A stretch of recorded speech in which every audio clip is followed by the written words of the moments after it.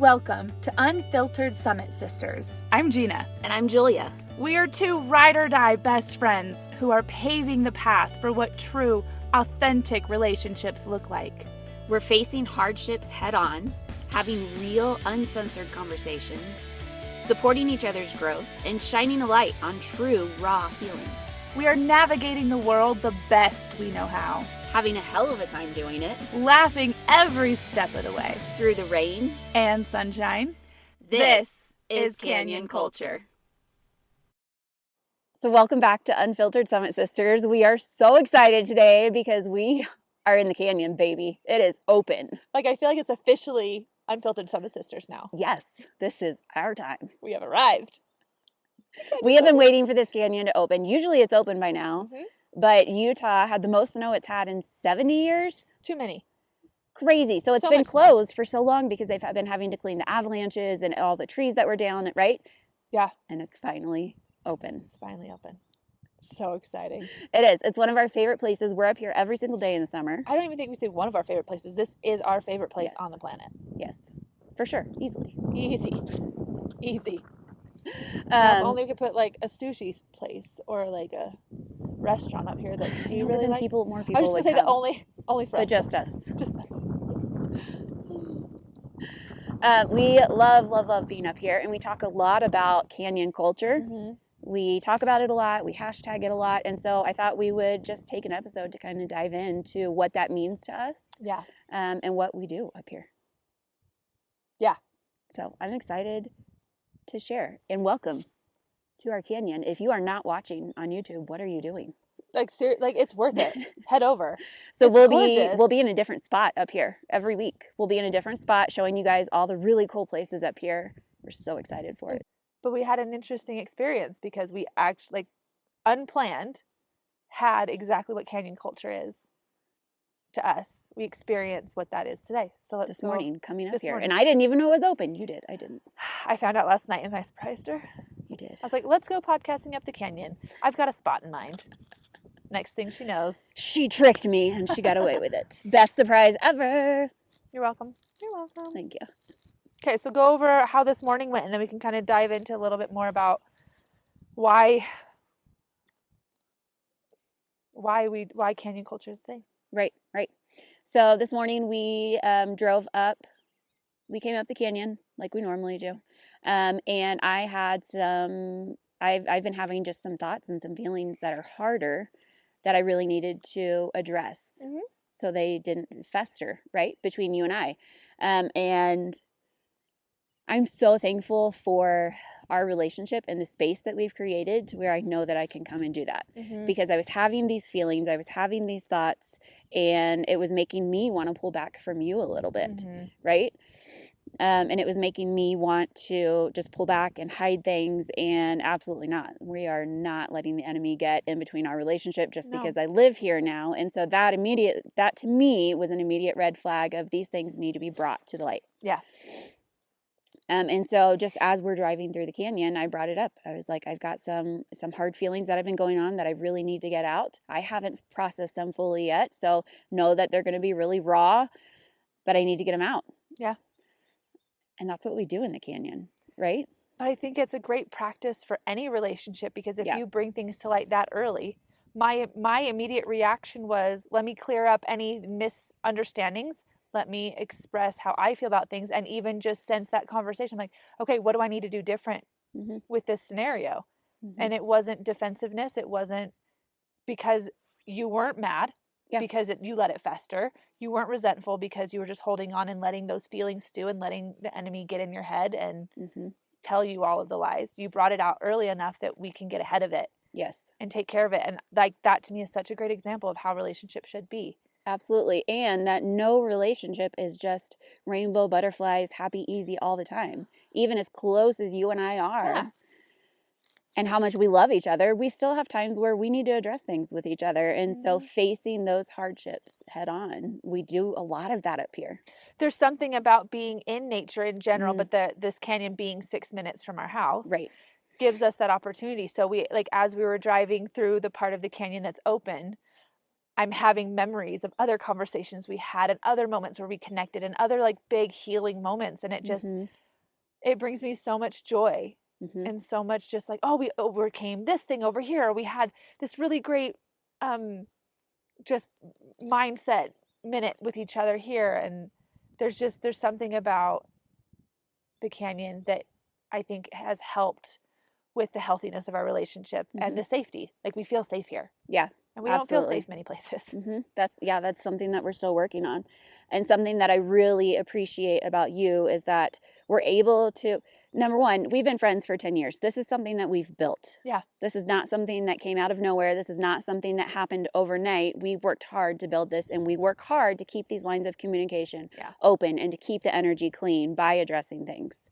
But one of the things that I really love is that I know when I bring something to you, I know that you're going to listen to hear where I am, to hear my heart. You're not listening to respond. You're not listening to defend. You're listening to hear what's really going on in my heart and my head. And we both know and we both acknowledge that our feelings are really good communicators. That doesn't mean that they're always factual truth. Yeah. And so even if something does come out that's a little hurtful or a little maybe on edge, that you're a little, like we know each other's hearts. And so either it's not a problem because we do know where each other is coming from, or we say something and give the other person the opportunity to, this kind of felt like this. Is that what you really meant? Right.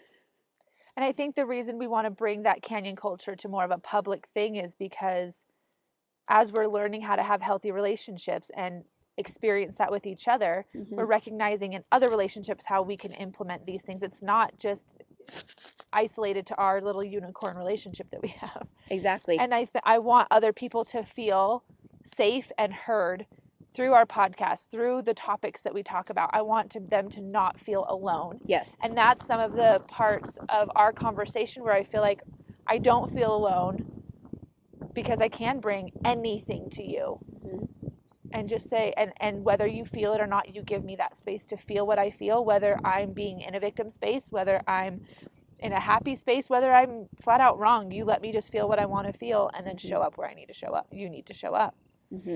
And I love that because it's teaching us so much, and it's teaching us what to expect out of romantic relationships in the future. I mean, even just last night, I was having a conversation with my boyfriend, and we were having a conversation, and in the middle of it, we stopped, and he looked at me and he said, listen to hear, not respond. And I was able to pause and take that well. And I think it's because you and I have practiced that with each other. Yeah, I'm going to need a lot of that. Because confrontation is really not my favorite. No, it's not. Well, and it's not for me either. It's not comfortable at all. But well, also confrontation for you, I never ended peacefully. So we don't have experiences of this is something that may be uncomfortable to hear, but in the end, it's not going to end the way it used to end for us. So even with this conversation today, we didn't have a resolution. No. There was no solution. But now that I know where you're at and the things that are going on with you, and you heard a little bit about what it was like on my end, like we don't have a resolution, but I have way more peace. And you didn't yell at me. And it keeps the energy clear between us. And you didn't yell at me. No. You didn't kick me out of the car. No. You didn't punch a hole in the wall. But so another thing that we do up here, we have dark humor. Yeah. And it gets us through a lot of really dark things that we've had to walk through, some dark things that we still have to walk through. Yeah. It gets us through. And so we get to have dark humor, and it's so fun. It is fun because it takes the darkness and it puts light into it more, and it doesn't make it feel so serious, which I think stops the adversary as well from getting into our heads and really making some residence in that space. Absolutely. We get to laugh through some of the trauma. Yeah. I also love, nature in general is cleansing. And I feel like what we do here is we take that negative energy and we put it into nature for her to cleanse. I love it. So we have this one spot that... Do we take them? Do we dare? It has to be a really special episode. It does have to be a really special episode. We have one spot that is our sacred spot. What's it is just this beautiful... amazing outlook. So we have this rock that we sit on, and behind us is this huge rock wall, rock slide thing, right?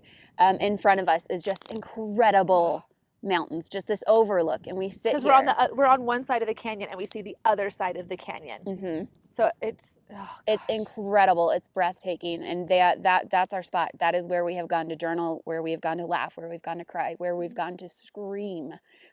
Literally, y'all, we scream into the canyon, and she just takes it. Well, and today there was cleanses a it. lot of "I love you, I missed you," but there was still some FUs. Yes, We did both. to certain people, things. But she takes it know. all. She takes it all, and I think that's where I love putting that energy in a space, so that I don't have to carry it out of the canyon. Yes, yes, I love that. It's so cleansing up here. So canyon culture. We're coming up here to face hardships. Yeah. Having real, authentic conversations. Being open and real with each other And raw. and raw, but also laughing. Yeah. And healing. At the same time, which I think is part of the big healing part, is we can like we're bouncing back and forth through this like this hard conversation to stupid "that's what she said" jokes. Like we're Yes. bouncing back and forth, but we're working. Mhm. And I love that we have taken these hard things and we've turned them into just good memories. Mhm. So and that's And I think that's a great example.